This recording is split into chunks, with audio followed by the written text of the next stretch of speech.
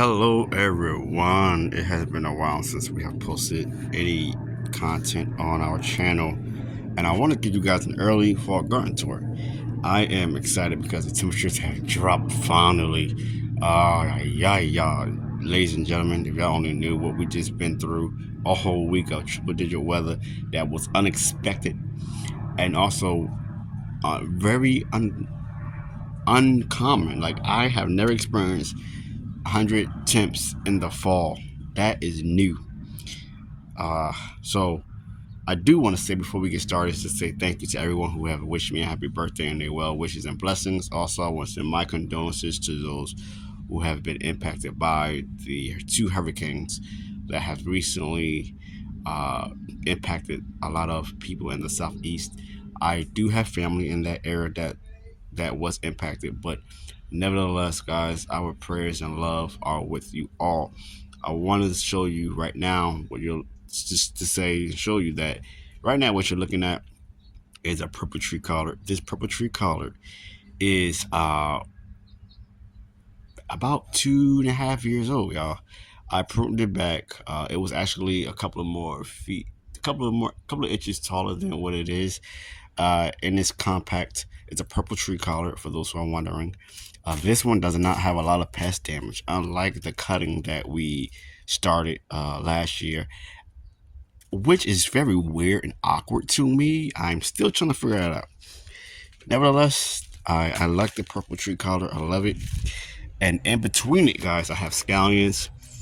This is a scallion here. Right here, I popped in a garlic clove just to see what will happen. And this here is a propagated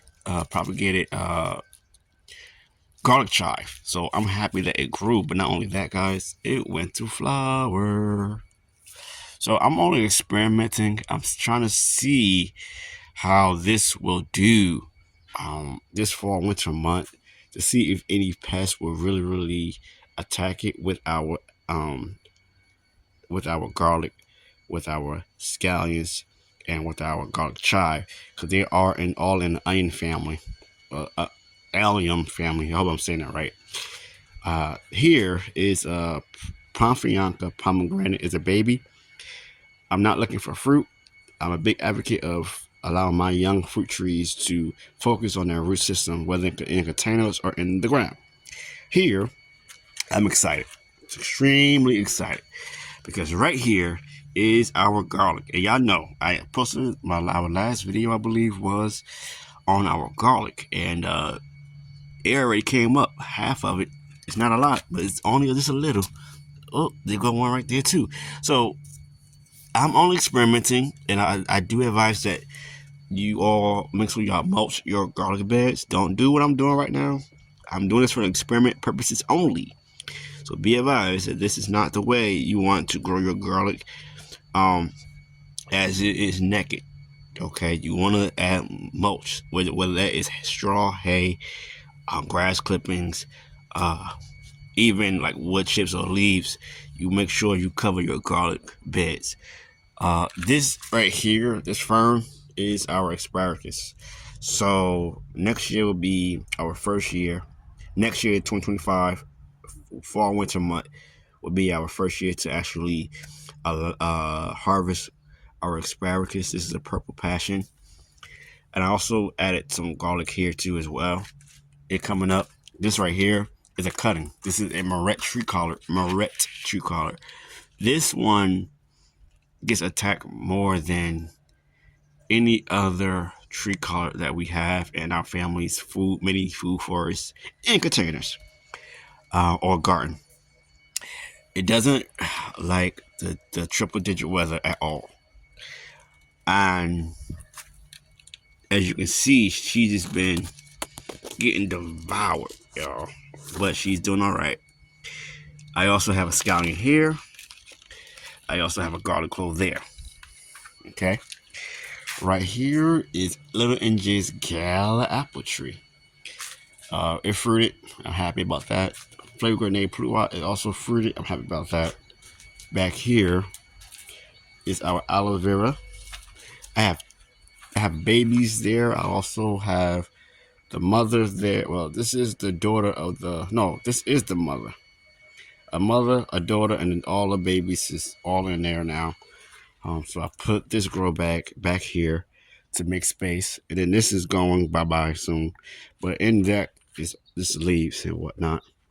Over back here, we have my Thompson Flameless Grapevine. This is 5 years old, y'all. This is about, no, this is actually 6 years old. I'm sorry. 6 years old. This is not the way you would want to grow your grapevines. Okay. It's on a DIY trellis system. And over here is our black statin blackberry, which is seed thornless. Okay. And it gives out small to medium fruit blackberries. Okay. This one, let y'all see that. And I have a DIY trellis for that as well, using a branch. We're now going to go and show you all the rest of the garden. All right, you all. Right here is our Santa Rosa plum. Did a great job this year. It fruited. Right here is our ice cream bean. Look at that. She's doing great. Right here is our potatoes, a mixture of red potato, Russian blue, and Yukon gold. And this bed there, hopefully we'll get some nice large sweet potatoes. Okay, that's in the grow bag as well. Our comfrey. This is Greek oregano, and then this big bush here is a thyme oregano. I gotta do another big harvest on this oregano again, and then this here is lemon thyme. Let me come over here. I just show you. This is our brown turkey fig. Right down here is our white sapote. She's doing great, you all. I got a random calendula, I think, growing in here. But right here is the pepino melon. Look at that, y'all. See how big she has gotten? Wow, that is crazy how fast she's growing. Because this here was actually somewhat small when I got her. Okay, and then right above her is the Desert King fig that is doing great to me. And look at this. This is a moringa tree. Look at that. This is a PK1 moringa. Look how big it has gotten, y'all. This is only about 4 to 5 months old right now. 15-gallon container. And then over here, I have tree collards.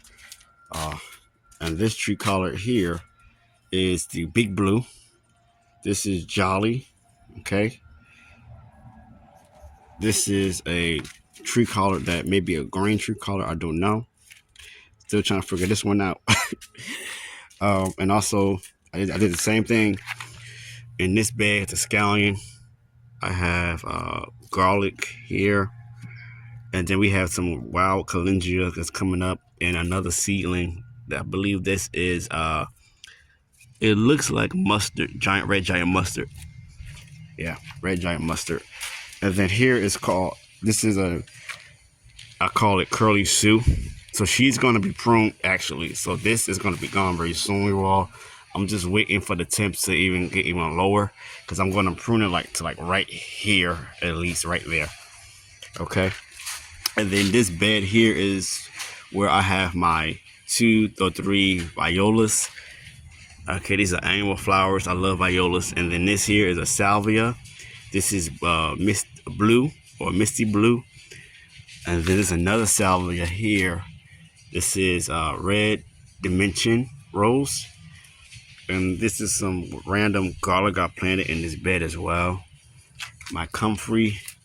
And then this is where our bok choy is going to go. Lady purple bok choy will be growing in this bed. So I don't think I showed y'all, but over here is where we're keeping some of our babies. Our purple tree collard here is doing great.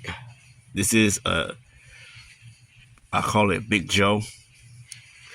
This is that's a tree collard there, by the way. This is our red giant mustard. This is our backup mustard. This is a purple tree collard, and this is the purple lady bok choy. So all the purple lady bok choy except for two will be going in that bed. This is our everbearing dwarf everbearing mulberry.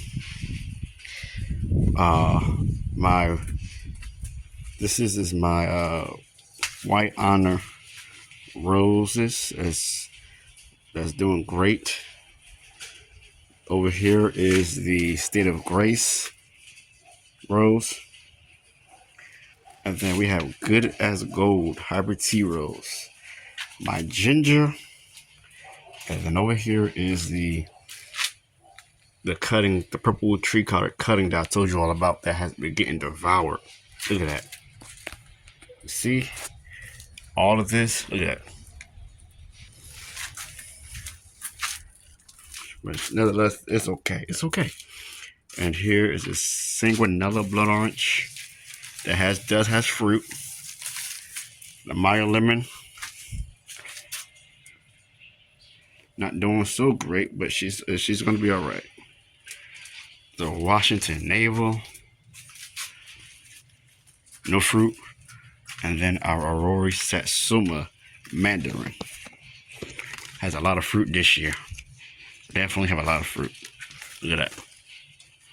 And then our Sweet Bay that's been pruned back heavy this year. So that's the end of our garden tour, guys. I just want to thank you all for watching. And thank you to all the subscribers who subscribe to our channel, because once you subscribe, you are family. We'll see you in the next one.